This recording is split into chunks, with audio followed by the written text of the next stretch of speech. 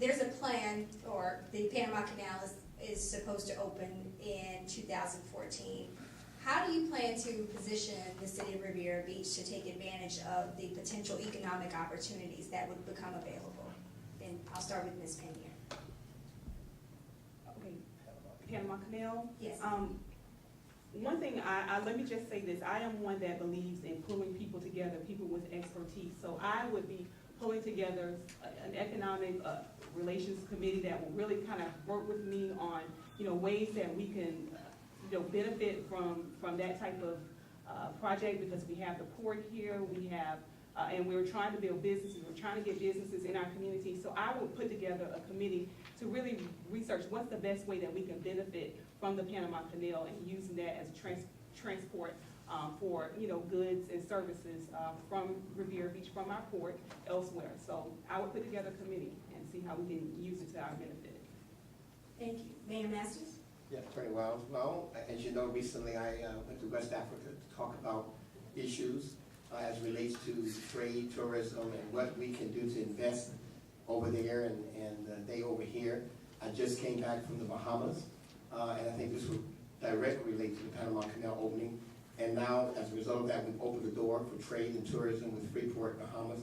If I can go those places, the next place will be going to Panama and those countries that would be affected, and making sure that we market this city and they know who we are and what we have. Going to Panama, going to the Caribbean countries as well, and doing what we can to make sure that we are a part of that equation. Thank you. Thank you, Mayor Masters. Mr. Carter?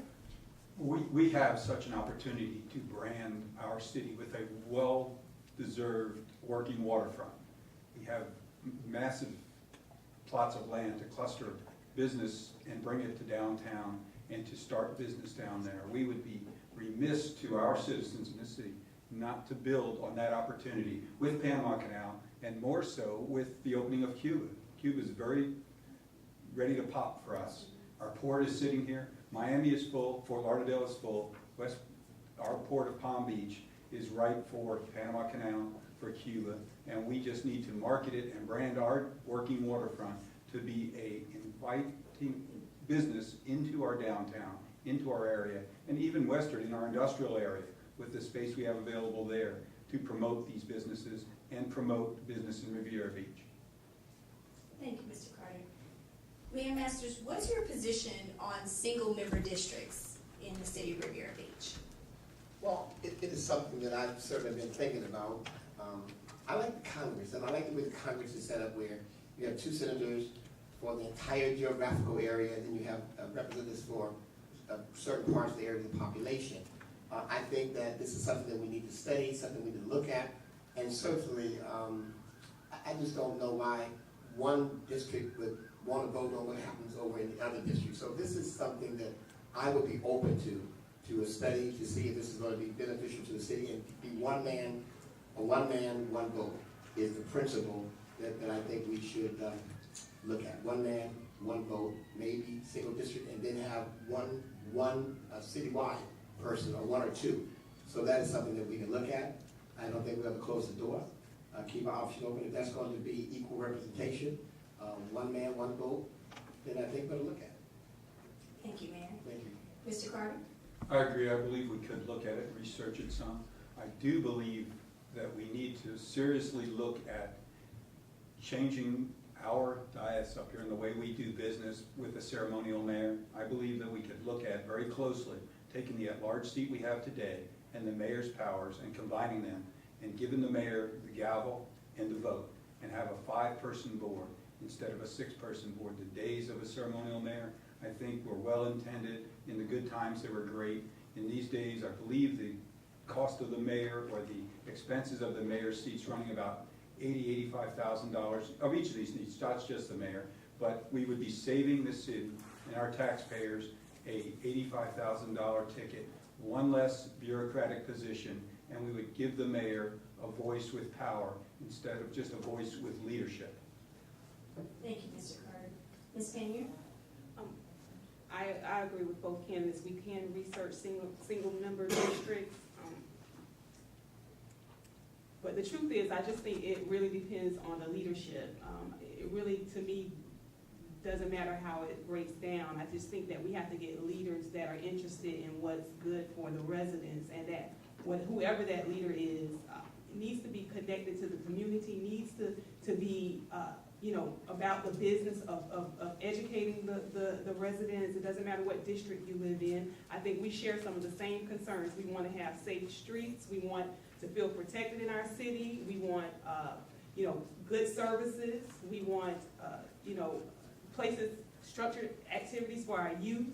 We want better educational system in our community. I think we want some of the same things. I think it just what matters most is that we put people in that are willing to do the work for the residents. So, I'm willing to look at that, but I just think that, we just really need to hold our city council people, however it's set up, to the grind. Thank you, Ms. Pinier. Actually, in line with Mr. Carter's response, what's your position on the ceremonial mayor position in the city of Riviera Beach? You were reading my mind. Neighboring city, West Palm Beach, actually has a strong mayor. Would you be in any type of support for the city of Riviera Beach mirroring that type of government? And Mr. Carter. I do not believe, and of course I believe we should look at this. Obviously, you're asking a question here that we could look at, and I believe in research, and I don't believe I'd be a proponent of a strong mayor type of government. I believe the mayor with a vote is a big step, and we could look at it in years down the road. I believe it would take, I know it would take a referendum. I will be proposing a March 8th, 2012 referendum from the mayor's seat to combine the at-large seat and the mayor's powers into one seat, and hopefully the following year, whomever the mayor would be would have a vote and would have the gavel in our community. Thank you, Mr. Carter. Ms. Pinier?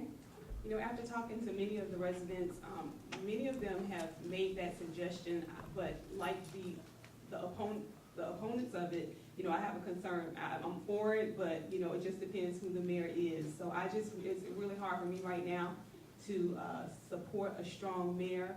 I think we need a stronger mayor. I think we need a mayor that has a voice, that uses the influence of the position to move things forward. But until I see a change in how we are electing our representatives, I would hesitate on that right now. Very well. I think there's always a danger to give any one person too much power. I think we're seeing that around the country, in Egypt, and Libya, and other places. So I'm not for that. I do think it's important. Possibly we should look at the mayor having a vote. I don't know how that would work with the mayor having a veto. So there's some things that would work out. But the form of the government, I think that we have now creates a problem many times between the council and the mayor. Whether it was the former mayor Michael Brown, the council, there was always a disconnect. And one of the things that was said earlier is that the mayor created division with the referendum situation and had an opportunity to bring unity. That's just not the way it happened. I went to the council publicly 3 times and asked them to listen to the people. I asked them to put it on the ballot. They had an opportunity to make it right. We never would be sitting here today talking about referendum 1, referendum 2. But obviously, and the way our system is set up, they don't listen to the mayor, no matter who the mayor is. They haven't listened to any of the mayors. We got to do a better job and come up with a better system. Thank you. Maybe because we don't have a vote, they feel like they don't have to listen to the mayor. But the mayor is still a representative of all the people. Thank you, Mayor. Our final question for the evening for our mayoral candidates.